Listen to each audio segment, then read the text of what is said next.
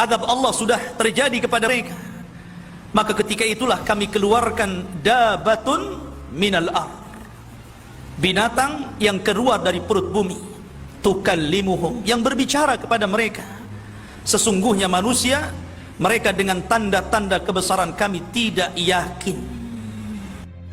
Binatang ini keluarnya dari Mekah atau dekat dengan Mekah, dan juga dia bisa masuk ke Madinah, bahkan ke Baitul Maqdis.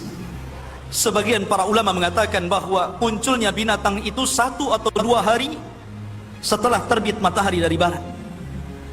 Ada yang mengatakan binatang itu muncul dulu, baru 1-2 hari muncul matahari terbit dari barat. Allahu a'lam mana yang lebih dahulu. Tapi tidak jauh jaraknya antara sehari atau 2 hari antara kemunculan binatang dengan terbitnya matahari. Lah dabah ini tugasnya yang pertama kali adalah memberikan stempel. Kalau dia seorang mukmin akan distempel dahinya, kemudian keluar cahaya. Kalau dia orang kafir akan diberi tanda di hidungnya sehingga menjadi gelap. Ketika itu nama-nama manusia terangkat, tidak ada orang memanggil dengan namanya. Panggilan ketika itu cuma ada 2, ya mukmin wa ya kafir.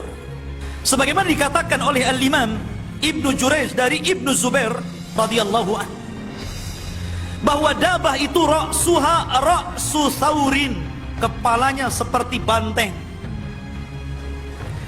Kemudian ainuha ainul khinzir, matanya seperti mata babi.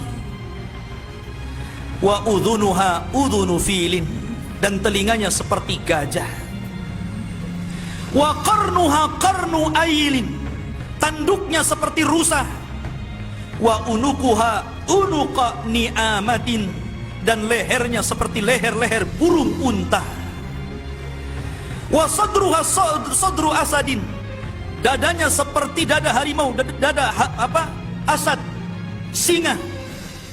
Wa launuha launun namar, dan warnanya seperti harimau. Wa khasiratuha khasiratu hirrin, dan rusuknya seperti rusuk kucing. Wa dzambuha dzambu kabsin, ekornya seperti kabs. Kabs itu kambing kibas, kambing yang wol, yang berbulu itu.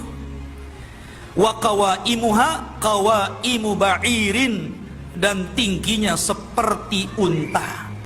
Binatang itu membawa 2 barang pusaka. 1 tongkatnya Nabi Musa, dan satunya stempelnya stempel Sulaiman. Jadi kalau dia memukul orang-orang yang beriman, maka akan dipukul oleh tongkat Musa dahinya dan akan bercahaya. Ada yang mengatakan sebaliknya, di stempel Sulaiman kemudian akan bercahaya. Dan apabila ketemu orang kafir maka akan dipukul hidungnya sehingga gosong. Ini yang menandakan mana mukmin mana kafir. Ma'asyiral muslimin, jamaah sekalian dirahmati Allah Subhanahu wa taala. Kemudian dari mana keluarnya? Dan di mana sekarang ini dia? Dabah ini terjadi banyak khilaf para ulama. Walaupun ada kesepakatan di antara ulama bahwa dia akan muncul di Mekah atau berdekatan dengan kota Mekah. Tidak akan muncul di situ. Pendapat yang pertama, dan ini pendapat Abdullah ibn Buraidah,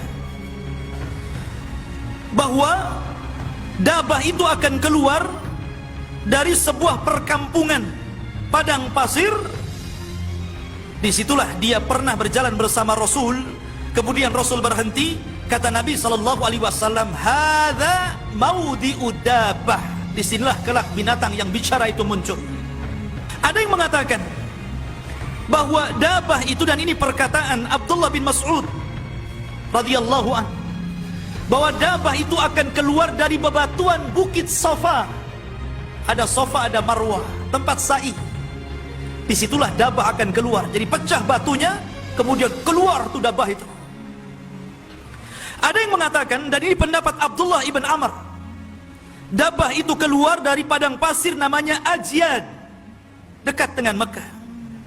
Bahkan dia pernah mengatakan, saking yakinnya bahwa dabah akan keluar dari situ, karena di situ ada tumpukan-tumpukan cadas dan batu, dia mengatakan, kalau saya tahu binatang itu ada di sini, ku congkel dengan kayu supaya dia keluar, sehingga nampak mana mukmin mana kafir. Ada juga yang mengatakan bahwa dabah itu akan keluar menggunakan 3 proses. Pertama akan keluar fil bawadi, keluar dari lembah dulu, kemudian sembunyi. Kemudian setelah itu keluar di perkampungan, kemudian sembunyi. Baru kemudian dia menampakkan di Masjidil Haram. Barulah manusia lari, ketakutan. Tetapi dabah ini akan mengejar seluruh manusia. Tidak ada satupun manusia yang lolos dari dabah ini. Tapi dabah ini nggak membunuh. Dabah ini hanya sekedar memberikan cap stempel saja, kafir, mukmin, itu saja tugas. Kemudian bicara. Dia tidak membunuh seperti Dajjal. Dia tidak sadis seperti Ya'juj dan Ma'juj. Bahkan dijelaskan dalam sebuah riwayat ikhwatu fiddin yang dimuliakan Allah Azza wa Jal, bahwa saking besarnya dabah ini, dan ini pendapat yang kuat karena memang pendapat-pendapat yang tadi itu tidak berdasar.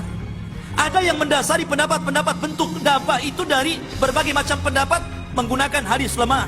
Terkadang hadisnya tidak sampai kepada Rasul sehingga ditolak banyak para ulama. Tetapi ada kemiripan satu dengan yang lainnya, bahwa binatang itu besar. Sebesar apa? Dijelaskan dalam sebuah hadis. Sebagaimana hadis Abdullah bin Amr, bahwa dabah itu akan keluar dari ajian ra'suha yamussus sahab, di mana kepalanya sampai menempel di awan. Bahkan dijelaskan wa ma kharajat rijluha minal ar, ketika kepalanya menempel di awan, kakinya belum keluar dari tanah.